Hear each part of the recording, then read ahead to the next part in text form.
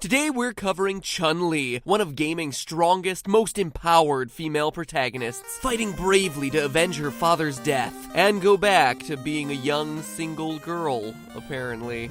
Oh, video games.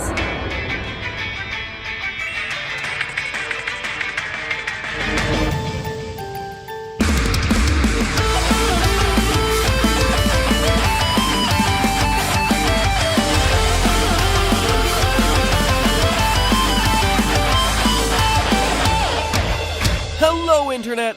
Welcome to Game Theory, where, let's be honest with ourselves, we all know that Vega was the coolest, right? He had the mask and the Wolverine claws. Like, how could you not pick that guy? Well, maybe because Street Fighter 2 had such a cool cast of characters, and each one with awesome special moves. You had Dhalsim's Yoga Fire, Blanca's Electric Thunder, Zangief's balls to the face. That's what it's called, right? The teabag spin, the crotch rocket, 69 suplex. Anyway, the one that's always been the most intriguing for me and that I've literally wanted to cover for years on this show is Chun-Li's spinning bird kick.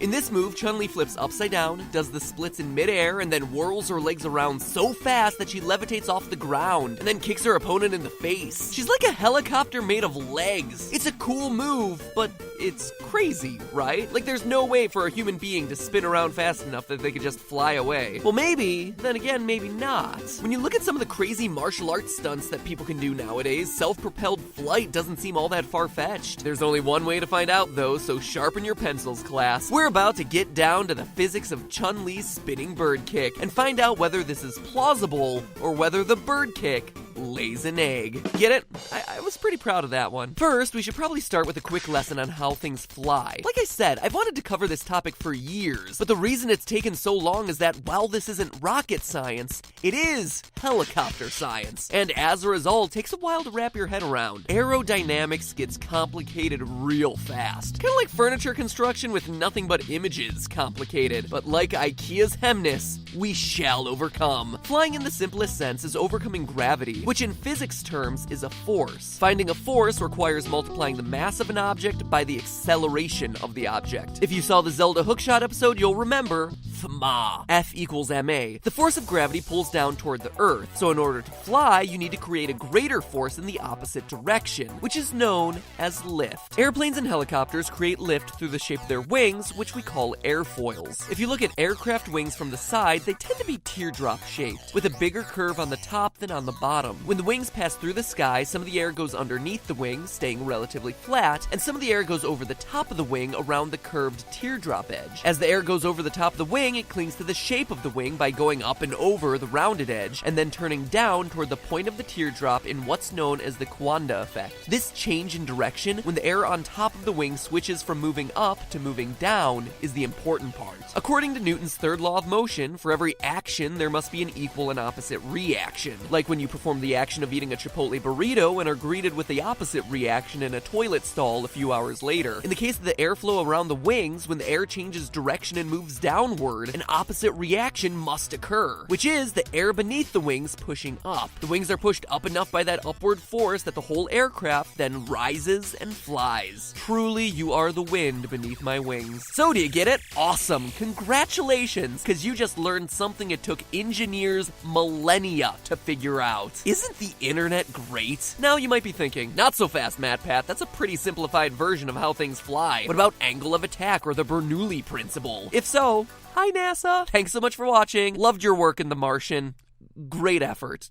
Good job. Seriously though, if we were trying to build a mechanical flying Chun-Li robot, then yeah, we'd need to take some more laws into consideration. But from a purely hypothetical standpoint, our goal is to figure out whether a person can get around the forces that prevent human flight. So it'll do for our simplified thought experiment. Just don't expect me to get into my hypothetical Chun-Li robot and fly from here to New York. Weirdest flight ever. So now we want to apply all this lift stuff to Chun-Li and her spinning legs to determine how fast she has to be spinning in order to fly. But not so fast there, Mike Bison. Chun-Li doesn't fly, she hovers. Potato, potato, you might say. To which I respond, who the f says potato? Like, what accent is that? Welsh? I am seriously curious. Do any of you out there actually say potato? Or do any of you out there know someone who says potato? Let's put this mystery to bed once and for all. Anyway, hovering is not the same as flying. Once Chun-Li gets off the ground, she isn't rising, she's just going forward and backward. This is actually really good news because it makes her job, and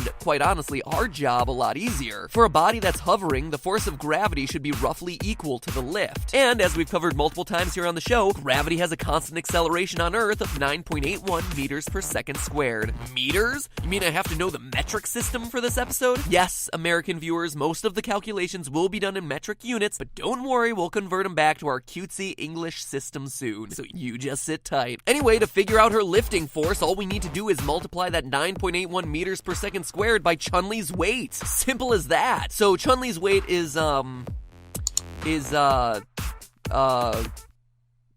what? Damn it! Are you kidding me? Every character in this game gets a weight but Chun-Li? It's a secret? I can know her blood type, but not her weight? It's like the world purposely trolls me. Okay, so honestly, this one is actually really hard. Because first, the quote-unquote official heights and weights of the characters fluctuate quite a bit between installments in the series. Additionally, after doing the pixel measurements across multiple generations of the game, characters aren't always scaled appropriately relative to one another, and their height constantly varies. For instance, Chun-Li's bio screen in Street Fighter II lists her at 5 foot 8 inches or 172 centimeters. In all subsequent games, though, she's apparently shrunken, ranging everywhere from 5 foot 5 inches or 165 centimeters to 5 foot 7, 169 centimeters. I mean, I've heard of women keeping their weight a secret, but their height too? It's just absurd. As a result, the math here kept turning up inconsistent, and I will not have another Wario is 10 feet tall situation. So here is the best solution I came up with. Women's bodies are a different density than men's, so I compared Chun-Li's build to every other female character across the series, factoring in their known heights and weights. Cammy clocks in at 5 foot 4 and 134 pounds, 60.8 kilograms. But we all know Cammy is much thinner than Chun-Li, right? Well,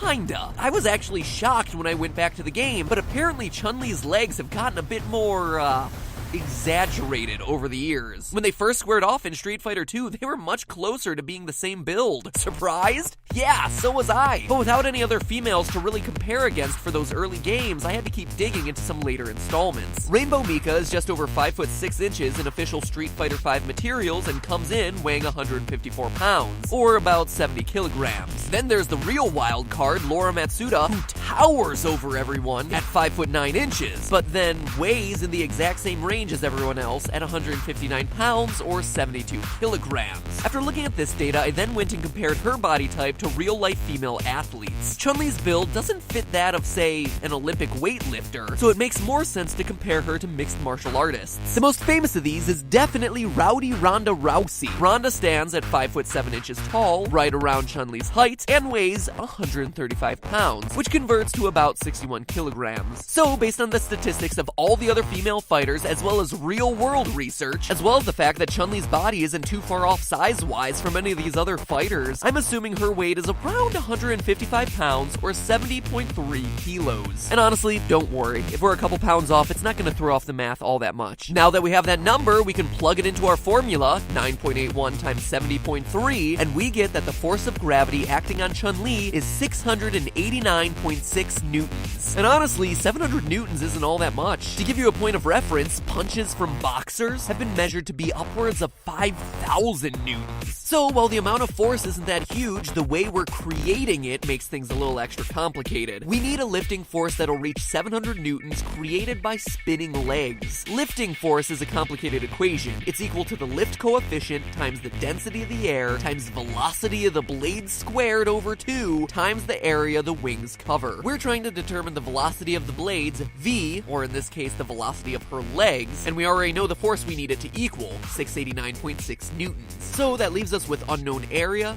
density, and lift coefficient. The density of air, represented in the equation by Greek letter rho, doesn't usually vary that much until you get to pretty high altitudes. Since Chun-Li isn't fighting on top of Mount Everest or anything, we can use standard sea level air density of 1.225 kilograms per cubic meter. Someone call Staples, cause that was easy. One and done. Next, let's figure out the area part of the equation. The area the wings cover for a helicopter refers to the area of the circle the blades go around as they turn. Since Chun-Li's spinning legs resemble helicopter blades, all we have to do is determine how big of a circle she's making with the ends of her feet, and boom, we got our next variable. So to do that, we need to find the radius of the circle first, which is approximately the length of one of Chun-Li's legs from her hip down to her foot. Though no one before has calculated this exactly, we can use pixel measurements on this picture of Chun-Li in her Street Fighter 2 profile page to figure it out. So, using pixel measurements, the top of Chun-Li's pelvis is about 59.1% of the way up her body, which would translate to a leg length of about 40.2 inches or 1.02 meters. Plug that 1.02 into the formula for an area of a circle, pi r squared, and you get an area of 3.27 meters. With that, we have 3 variables down and 1 more to go, the lift coefficient. Now, lift coefficient is a constant that depends on how aerodynamic wings are, and is literally different for every single object, only calculated after running multiple tests in a wind tunnel. And let me say, fanfiction has put Chun-Li into some weird positions. Weird and disturbing positions, but not anywhere like that. So I had to talk to an aeronautics engineer to make sure that we were doing the right thing. Here's the conclusion that we all reached. Typically, the lift coefficient for helicopter rotors is between 0.5 and 0.8. Now, this may come as a surprise, but legs are not as aerodynamic as the blades of a helicopter. Shocking revelation. So if the low end range for helicopter blades is 0.5, it would be reasonable to estimate the lift coefficient for Chun-Li's legs at 0.2. And if one of you watching out there happens to be some lift coefficient connoisseur, and you're like, oh no, it looks more like 1.55, hey, don't blame me, blame the aeronautics engineer, alright? If we plug all those values in, we'll finally get the speed Chun-Li's legs need to go to keep her in the air. 689.6 newtons equals 0.2 times 1.225 times v squared over 2 times 3.27. Solving. That speed would need to be 41.5 meters per second at the end of her feet. For us American viewers, that means she's spinning around at nearly 93 miles per hour. She would be making about 387 revolutions per minute. More than 6 full spins every second. Oh yeah, she's also upside down and doing the splits. That is insane. But just how insane? Let me explain what this really means. Well, to put it bluntly, both her legs would get dislocated every time she performed the move. Or I suppose the first time she performed the move. She ain't getting time to pop those suckers back into place during the fight. Let me explain. As her legs start to spin, they would be experiencing a tremendous amount of force. Centripetal force. The force created as they accelerate around the circle. You know how when you swing a stone around your head on a string and then cut the string, the stone goes flying off in a straight line? Well, in this case, the stone is Chun-Li's legs, and the string that got cut is the connection between her legs and her hip. That's a pretty picture. To calculate the strain that would put on her, this area, let's call that the rotor head. That's the official helicopter term. It's the mass of the leg times the velocity it travels squared over the length of the leg, aka the radius of the circle. So all we need here is the weight of one of her legs. According to the book Human Body Dynamics, Classical Mechanics, and Human Movement, 16% of the body's weight is in one leg. On Chun-Li, we can estimate it's probably a bit closer to 20%, and that's a low estimate. Plugging in those numbers, you get a centripetal force of almost, get this, 24,000 newtons. Let me translate that for you. The force of a professional baseball batter hitting a fastball thrown at 90 miles per hour, or 40.2 meters per second, is around 18,400 newtons. An equivalent of 4,000 pounds of force on the ball. Chun-Li's helicopter legs are delivering 6,000 newtons more than that. As we covered in her Zelda hookshot video, that's enough to dislocate a limb, but it's not enough to rip it clean off. She'd get one chance to pull off her spinning bird kick before just walking around all jelly-legged. Except here's the thing, one chance is all she would need. Like I just said, 24,000 newtons of force is more than a baseball batter hitting a 90 mile per hour fastball. Think about that force being directed straight into your face. She'd one-hit KO any opponent who came her way. According to the Journal of Neurosurgery, 2,300 newtons is all you need to crush a human skull, and she's delivering 10 times that amount with her foot. And if the skull wasn't crushed, it might just be kicked clean off, like a gory soccer ball. Cadaver data shows that it takes 1,500 newtons to break the C2 vertebra, so the neck would snap instantly. Muscles and skin would rip, and the head would go flying. She'd tear through the ranks of bison in no time as long as her legs were able to withstand the pain of popping in and out repeatedly. Forget One Punch Man, anime's got a new hero, and her name is Chun-Li, one-kick woman. But hey, that's just a theory. A game theory. Thanks for watching.